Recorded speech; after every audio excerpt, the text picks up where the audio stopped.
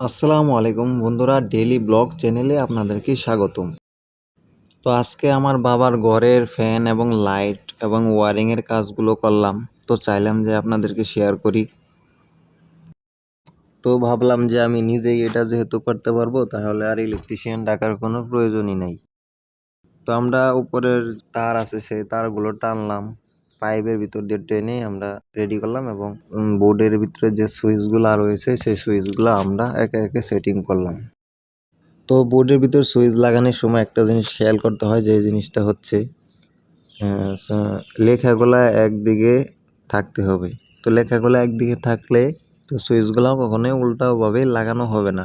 তো সেই জন্য আমি একদিকে লাগিয়ে নিলাম এবং তো তারের ভিতরে যে তামাটা আছে সে তামা আমরা 2-3 ইঞ্চি 4 ইঞ্চি পরিমাণ যতটুকু লম্বা লাগে অতটুকু লম্বা পরিমাণ আমরা বের করে নিয়েছি।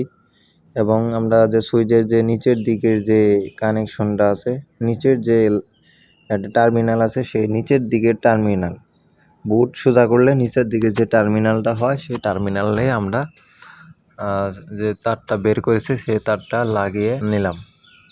তো ভালোভাবে টাইট করে দিবেন, যে কারণে লুজ কানেকশন না থাকে। লুজ কানেকশন থাকলে আবার অনেক সময় ফায়ার করে জ্বলেও যায়।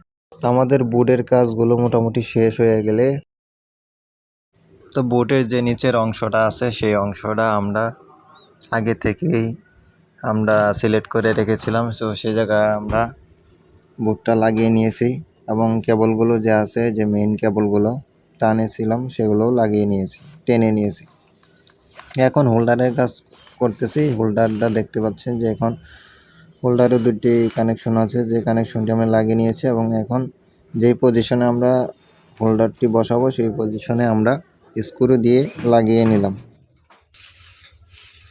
তো হোল্ডারের কানেকশন লাগানো শেষ হয়ে গেলে তো আমাদের কাছে কেবলটাই নাই, এই জন্য আমরা রশি দিয়ে আপাতত আটকাই দিয়েছি আপনাদের দেখানোর জন্য। তো বোর্ডের ভিতরে কেবলগুলো টানা শেষ হয়ে গেলে এখানে যে আর্থিং কেবলগুলো রয়েছে, যে মেইন আর্থিংগুলো রয়েছে, মেইন আর্থিং এর সাথে লাইটের আর্থিং এবং ফ্যানের আর্থিং যে কালো তারটা আছে, তিনোটা অ্যাডজাস্ট করে দেব। তিনোটা অ্যাডজাস্ট করে দেওয়ার পরে আমরা বোর্ডের ভিতরে যদি কোনো আর্থিং দেওয়ার প্রয়োজন পড়ে কোনো সকেটের ভিতরে বা ইন্ডিকেটরের ভিতরে, তাহলে আমরা সেই জায়গাও আর্থিং কানেকশন দিব।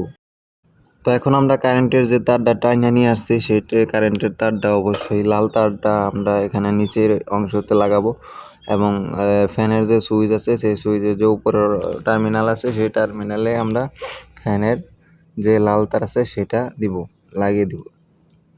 তো এখন আমরা লাইটের যে লাল তার আছে, যে উপরের সুইচের যে উপরের টার্মিনাল আছে সেই টার্মিনালে আমরা উপরের যে টার্মিনালটা আছে সেই টার্মিনালে আমরা কানেকশনটা দিয়ে দিব। তো আমাদের বোর্ড লাগানোর কাজও মোটামুটি শেষ হয়ে গেছে। তো আমরা মেইন সুইচ থেকেও লাইনটা নিই নাই এবং সার্কিট ব্রেকার থেকেও লাইনটা নিই নাই। তো আমরা লাইন টেনছি আরেকটা রুম থেকে, আরেকটা বোর্ড থেকে। তো ওই বোর্ডের ভিতরে আমরা যে আর্থিং কানেকশনটা আছে, মানে কালো তারটা আছে, সেটা লাগিয়ে দিলাম। আর এখানে যে লাল তারটা আছে সেই লাল তারটা আমরা কারেন্টের লাইনে, মানে ফেসের লাইনে, যে নিচের যে সুইচের ভিতরে যে নিচে লাইন থাকে, সরাসরি কারেন্টের লাইন থাকে, তো সেই কারেন্টের লাইনে লাগিয়ে দিলাম। তো আমাদের কাজ মোটামুটি শেষ। তো চাইলাম যে একটা লাইট একটা ফ্যান যেহেতু চলবে, তো সেই জন্য অন্য একটা রুম থেকে বোর্ড থেকে কানেকশন দিয়ে দিই। তো আমাদের এখন কানেকশন দেওয়ার কাজ শেষ। তো এখানে হোল্ডারের লাইটটা লাগিয়ে নিলাম। এখন আমরা টেস্ট করে দেখব যে এগুলো ঠিকঠাক জ্বলছে কিনা। তো ফোল্ডার ঠিকঠাকই আছে, লাইটগুলো জ্বলছে এবং ফ্যানও চলছে, কোনো সমস্যা নাই। তো আজকের ভিডিওটা এই পর্যন্তই। সবাই ভালো থাকবেন। ভালো লাগলে আমার চ্যানেলটি সাবস্ক্রাইব করে পাশে থাকবেন।